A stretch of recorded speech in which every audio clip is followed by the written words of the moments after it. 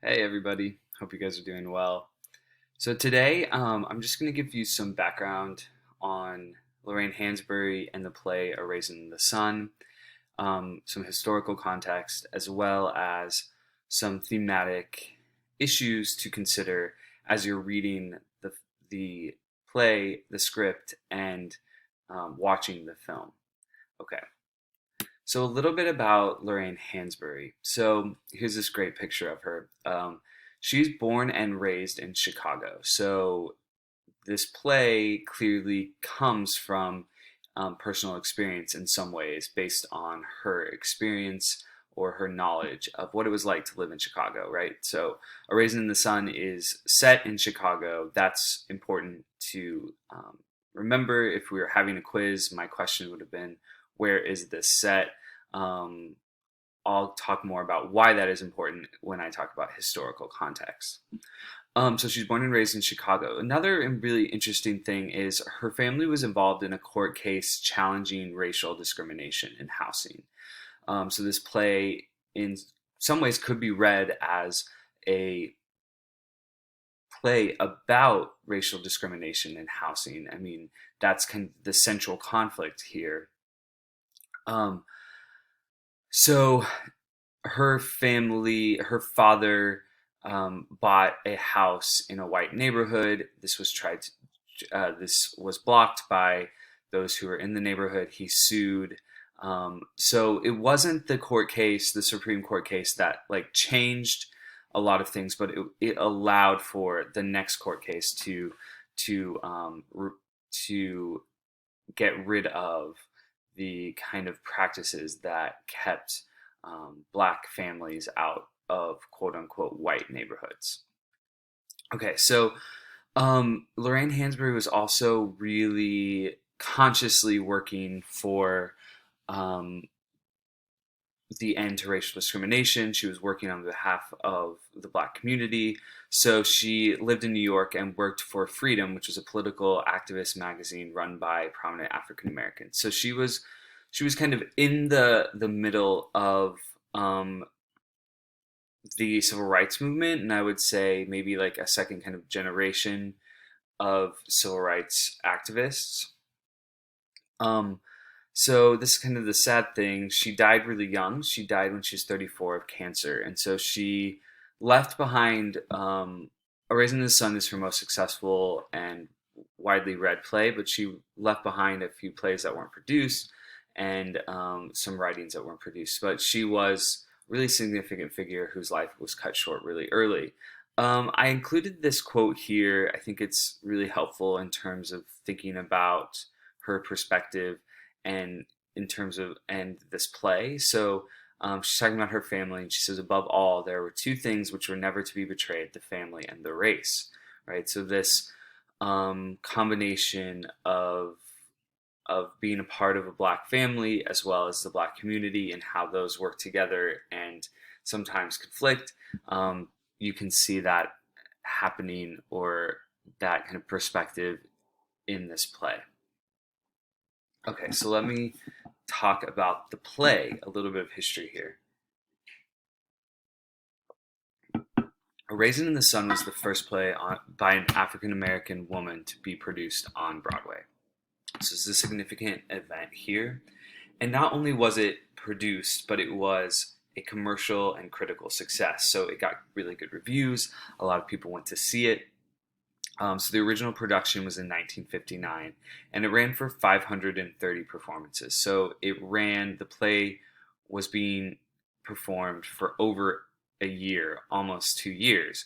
Um, so musicals can stay on Broadway for a really long time, but plays do not hardly ever last this long. So it was a huge success. Um, it also won a prestigious award, the Best Play by New York Drama Critics Circle. And since then, it really captured the imagination of the audience and of a lot of people. So now there's multiple revivals on Broadway and then productions all across the U.S. This is a play that's performed constantly all over the U.S. Since the original production. And I just want to give you a sense of some of the productions here.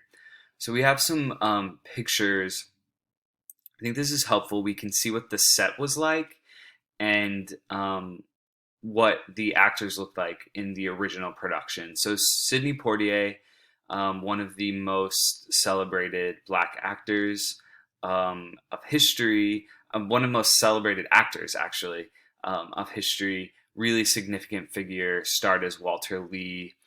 Claudia McNeil starred as Lena. Ruby Dee starred as Ruth, and Diana Sands starred as Benitha. Um, Thinking about, it's interesting to think like, here's Lorraine Hansberry, what she looked like, the kind of the costuming and the hair of Benitha. There seems to be some resonances there. I think Benitha might have some autobiographical elements for Hansberry, so it's interesting to think about. So here's the original production. You can get a sense of the costuming, of the set design. We also get Mr. Lindner. Um, I wonder if anybody from the film can tell what animated character he voiced. So I'll come back to that. Okay.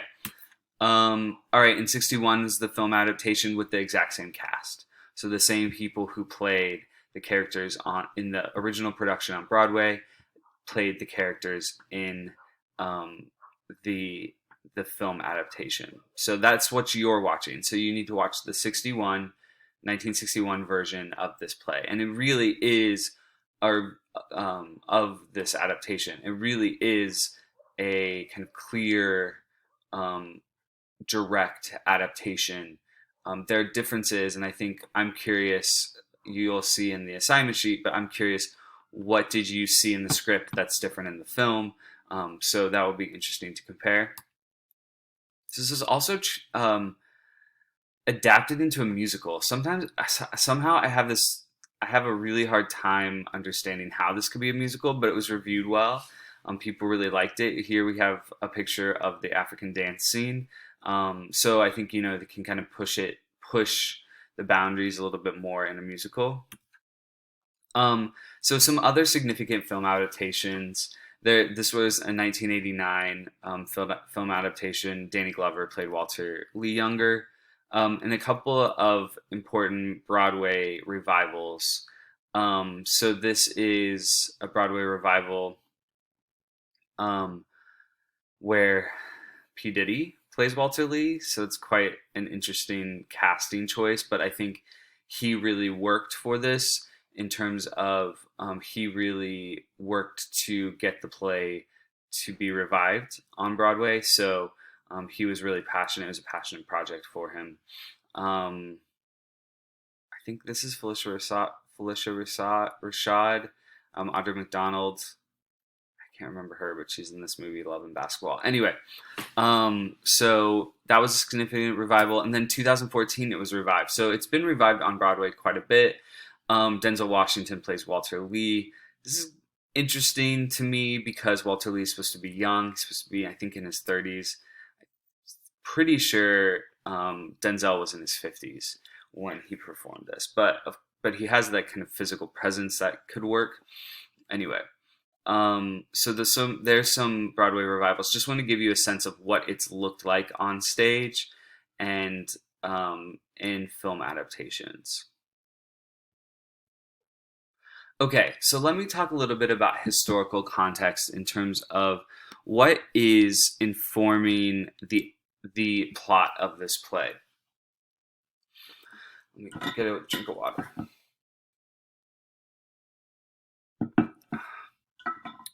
So we talked about the Great Migration when I talked about Harlem Renaissance.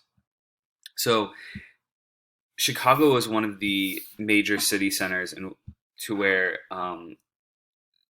into which the black population moved. Um, so there was waves of this Great Migration, and between 1940 and 1960, there was this huge influx of African Americans into Chicago.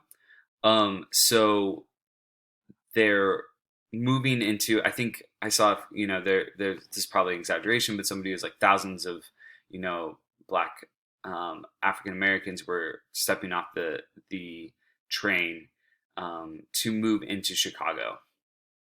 Okay, so at the time, um, so basically there's a really interesting history about Chicago and racial discrimination in housing. And going to try to give you just like a little bit of a picture of it. I think this is something that's worth researching on your own or learning more about. I think it's helpful in terms of understanding how, um, for the black population, just leaving the South didn't allow them to leave racial discrimination. And in the North, they actually experienced new forms of racial discrimination that were much more embedded into kind of the system and the institutions in place. So I'll talk about this term, um, systemic or institutional racism, in just a little bit. But what was happening is there were legal ways of discriminating against black people, specifically, I mean, in many ways, but specifically what I'm going to talk about is in housing. So how did that happen, or what was going on? So there was something called restrictive covenants. And these were basically legal binding contracts that were created in a neighborhood that kept homeowners from selling or renting to African Americans. So so basically what would happen is there would be a neighborhood, and everybody would have to enter the contract to say, I'm not going to rent or sell my home to an African American person or family.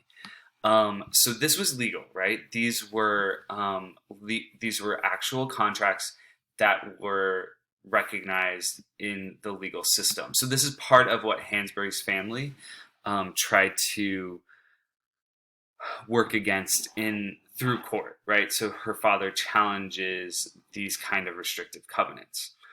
So what that led to, these restrictive covenants, was something called the Black Belt of Chicago. And I have a map here. And basically, because of these things called restrictive covenants, black families, black individuals were really only allowed to live in one portion of the city. So they were kind of restricted to this one part, and a small part for as large of a population, large of a black population as Chicago had. This is a very small part of the city. Okay, so kind of limited to this specific area. So what was life like in the Black Belt? Okay, so at this time there was a thriving black middle class, and so there were some people who were living lives that did not match this. But I think for the majority of individuals who were living in this region of Chicago, life was really tough because of the type of housing that was available, of how many people were living in this small area, in this small strip of Chicago. So of course there's overcrowding in this area. So as you can see in A Raisin in the Sun, whole families were living in single apartments, right? This is a 2-room apartment, and the housing conditions weren't great. So I think something that Hansberry does really great is show the problems with this housing situation, but makes it appear really natural, right? So it's not like they're sitting there and like, this is wrong, we only have one bathroom. It's like, okay, you better get out and get into the bathroom or somebody else down the hall. So we see the problems there, but it's done in this like really kind of normal way. Also, there was a large number of fires in this kind of housing because of the materials that were used. Rats was a big problem, and rats spread disease. So the scene in which Travis is chasing a rat feels like kind of a strange scene in the script. Like, it's like, why do we need to hear this?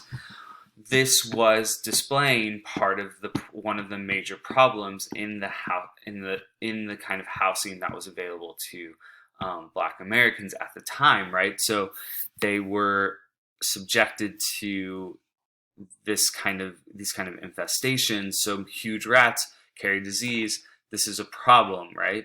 Um, so again, Hansberry shows us the problem of this kind of housing, but does it in a very subtle way. Okay, so restricted covenants, because clearly there are major problems with these kind of contracts. The Supreme Court declares the restricted covenants as unconstitutional. So this happens in 1948. But that doesn't make everything better, right? We know that like legally changing something doesn't allow for things to just like that. Everything gets better, right? So the integration of Chicago neighborhoods was extremely volatile. So there was lots of violence and riots. There were these things popping up, neighborhood associations that politely restricted housing for the Black community. So we see this in Mr. Lindner, right? He comes to the Younger house. He offers to buy the house back um, in an effort to keep them from um, from living there. And I think it's really worth looking at the language that Lindner uses. So think about the way he presents it. He says like there's nothing. We're really good people here, and there we don't. This is not about race, but we just think it's better to. Um, we just think it's better if the neighborhood all has the same comes what does he say? It's kind of like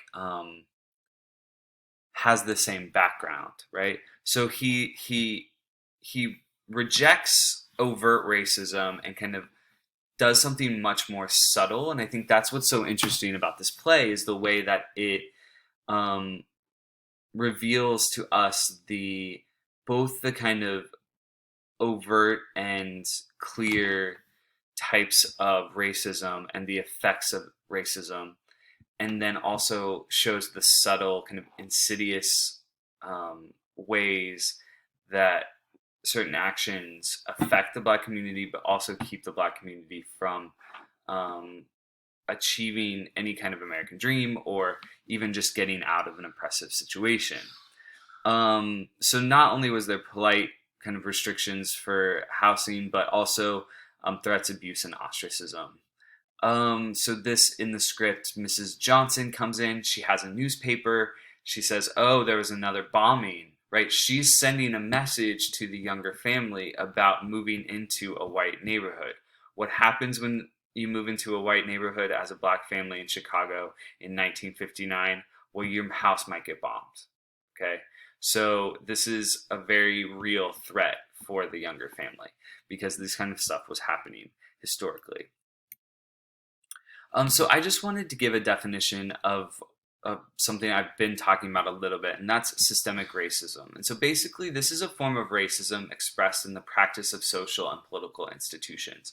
So it's embedded into the systems of a city or of a country, so how things are working.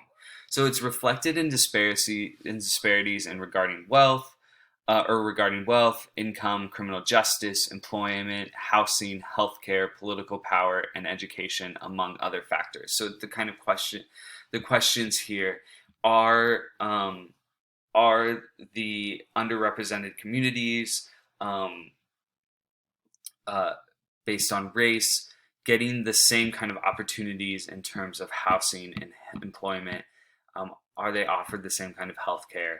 Those kind of things. And because of just the way our country is built, there's a lot of our institutions are and a lot of our systems still operate in a deficit in terms of what's available to those in the African American community and what's available to others. So this is a really important idea for this play. right? Because it's a play that's showing the effect of systemic racism, I would argue. It's not a play about confronting overt racism, right? We think of racism in terms of like somebody saying something racist or somebody doing something racist. Like, right? This play isn't about the Ku Klux Klan. It's about something much more, I think, subtle, and how racism functions subtly within this family. Okay. So I wanted to talk about just kind of three major thematic concerns of the play as entry points into into understanding what's happening here. So that's housing in the American dream. So I've already been talking about the history, but wanted to connect it to this major theme or concern of the American dream or achieving dreams. I wanted to talk about the varieties of Black experience, and then lastly, family and generational inheritance. Okay. Um, okay, so thinking about, I'll move my, let me see if I can, I'll, yeah, I'll move it again. So, A Raisin in the Sun is a play about the American dream, trying to achieve a kind of moving out of lower bad circumstances into something better, based on wealth, right? I think, or based specifically on a house. So a house becomes the embodiment for the younger family of specifically Lena, I think specifically Ruth, but then for the whole family in the end. It becomes the embodiment of the American dream. And then also, but also it shows the systemic issues that keep people of color from achieving this dream. So if a house means you've made it in the United States, like you own your own property, then the fact that like how much the system is working against these Black individuals to achieve that shows how, the American dream is not available to the same extent to to the younger family as it is perhaps to like a white American.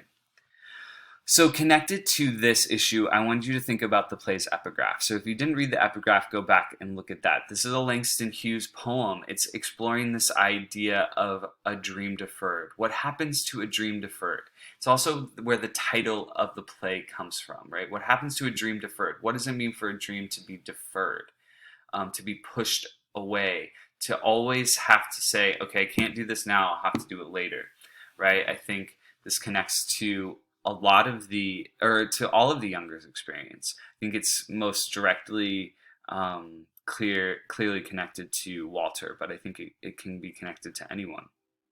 So I want you to think about the description of the apartment, the scene with the rats, and then also the way Lena and Ruth and others talk about the house. So compare those two spaces. So we're in this particular setting.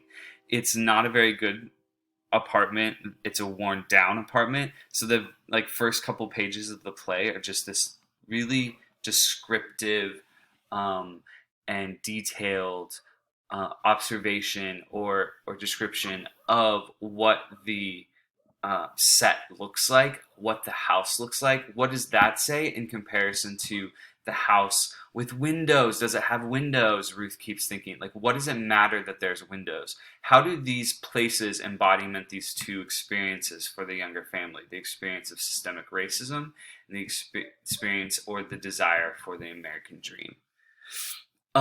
Also thinking about Mr. Lindner, that's those two parts that he comes in are really important, because not just because what he's doing, but also the way the younger family kind of rallies around, this decision to move away from the house in the face of this, racist act, essentially. So Lindner, right? He's trying to